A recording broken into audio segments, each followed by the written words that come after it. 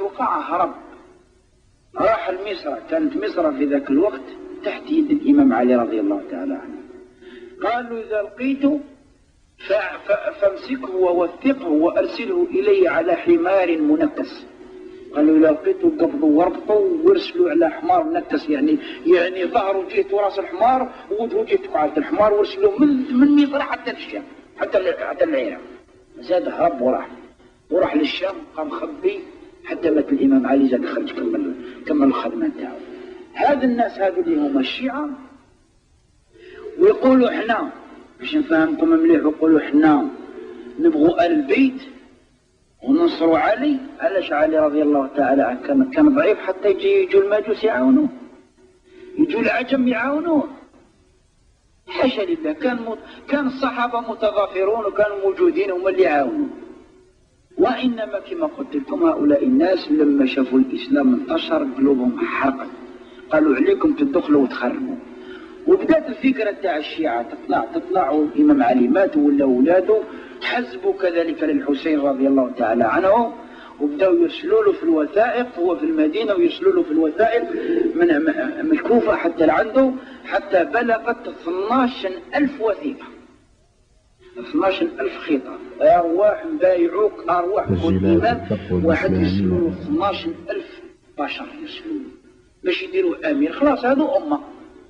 رفد هذه الوثائق كلها، جمعها وعمرها في الإبل، ورفد أولاده ورفد جماعته ورفد نساءه ورفد أحبابه وتوكل على الله. مسكوا ابن عباس رضي الله تعالى عنه، لاصق فيه عنق فيه ويبكي. قالوا راح تموت. يخذلوك قتلوا باباك ويخذلوك هؤلاء الناس خونة، ما هم الشيعة تاع الصح، كذابين. قال له كيف؟ هاني رافد معايا 12,000 رقعة كتبوها لي يسلوها لي، غير الأعيان تاعهم ولا يعني ناس كبار وجاها، فما بالك بالعوام. لما كفر عليه وغلقوا في الراي عنقوا ابن عباس بحرارة وقال له أستودعك الله من شهيد. قال له نودعك راح من شهيد. وفعلا يا إخواني الكرام تبعوني مليح، لما راح وصل إلى مشارف العراق ونظر فإذا الأرض حمراء، اسأل القافة الناس اللي معه يفهموا. قال لهم ما هذه الأرض؟ قالوا له هذه أرض كربلاء. قال لهم رضي الله تعالى عنه، قال لهم كرب وبلاء، مصيبة فوق المصيبة مش كمان. فإذا به يرى الغبار قد انتشر، قال هذه شيعتي قد أتت. شاف الغبار طلع والجشبان، هم الشيعة توعي جاو يعاونوني. فإذا به دار به لدو، فين شيعتي؟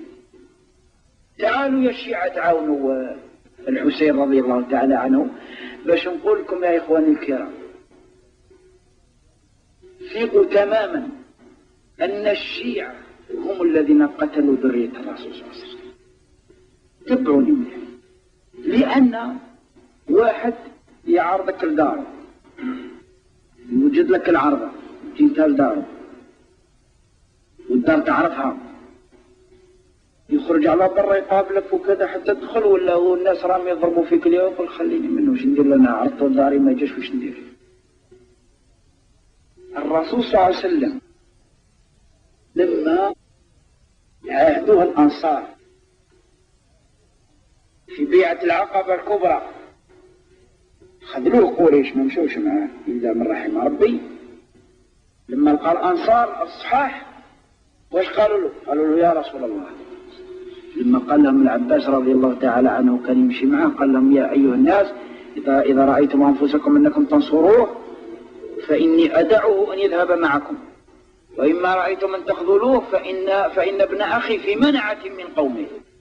هذا ولد خويا لا تستطيعوا تنصروه وتستطيعوا تنصروه، ثم يوم يدنا لي حتى واحد ادوه أو معكم. عمه كان يمشي معه، وإلا شفتوا رواحكم ما تنجمولوش خلوا الناس يأذوه، راه ولد خويا راه هنا في المناعة تاعي حتى عد ما يدنا لي. واش قالوا له للرسول صلى الله عليه وسلم؟ الناس اللي وفاوا الذين سموا أنصارا وبقوا أنصارا، ما همش الشيعة الكذابين اللي قالوا له تعالى وخذلوه.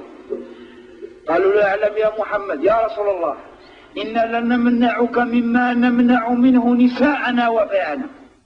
قال له يسمع، قال له والله كيما نمنعوا أولادنا ونسانا ما يظلمش عليهم واحد نمنعوك ما خلوش واحد يدن عليك. قال ابن عباس ما لدوه روحه. لما داوه راحوا. التاريخ يشهد والهجرة راكم تقراوها. يقول لك المدينة منذ أن علموا أن ركب الهجرة آت الركب المبارك راه جاي، كل صبح يصبحوا يطلعوا كل واحد عنده مشرفة يطلع فوقها، اللي عنده دار يطلع فوق الدار، اللي عنده كدية يطلع فوق كدية، اللي عنده نخلة يطلع فوق النخلة يعز حتى تغرب الشمس ثم يدخلون إلى بيوتهم. فلما تشرق الشمس يخرجوا يطلعوا يقابلوا محمد وجاي فرحة تغمرهم الأنصار بحق حتى جاء ودخلوا الصدمة يتجراوا. كل قبيلة تقول يا رسول الله إلينا نحن أهل السلاح والحلقة كابر عن كابر، احنا أصحاب السلاح وأصحاب الحرب كابر على كابر واقفينها جد على جد. عندنا قبائل كل قبيلة تعرض تقول له حط الرحال تاعك وهو يقول لهم دعوها فإنها مأمورة، دعوها فإنها مأمورة، خلوا الناقة راهي مأمورة وين حبست هي هذه. الشيعة صحيح لو كانوا يبغوا آل البيت ويبغوا الحسين رضي الله تعالى عنه ويبغوا 25 شهيد اللي ماتت من آل البيت في موقع كربلاء ولم ينجو منهم إلا زين العابدين رضي الله تعالى عنه، منه تناسل الأشراف. لو كانوا يبغوا سلالة الرسول صلى الله عليه وسلم صحيح ماشي كانوا يعرضوا لهم ثم يعرضوا لهم ولا ما يعرضوا لهمش. واحد اللي يبغي واحد وبعدين هذا الواحد ما هو سهل، هذه ذرية الرسول صلى الله عليه وسلم راهي جاية، النبوة جزء من النبوة راهي جاية يلزم نتعرضوا لها هناك باش فتعد ما يدنا لها.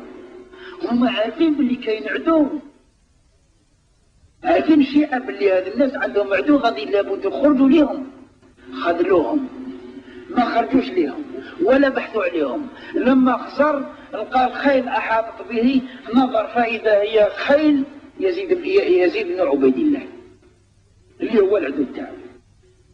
وين الشيعة تاعه؟ قالوا ما عندك حتى شيعة. قالوا الناس كلهم راهم دايرين يدهم في البيعة تاع يزيد وخلاص ما عندك والو. قال لهم لا خليني نرجع.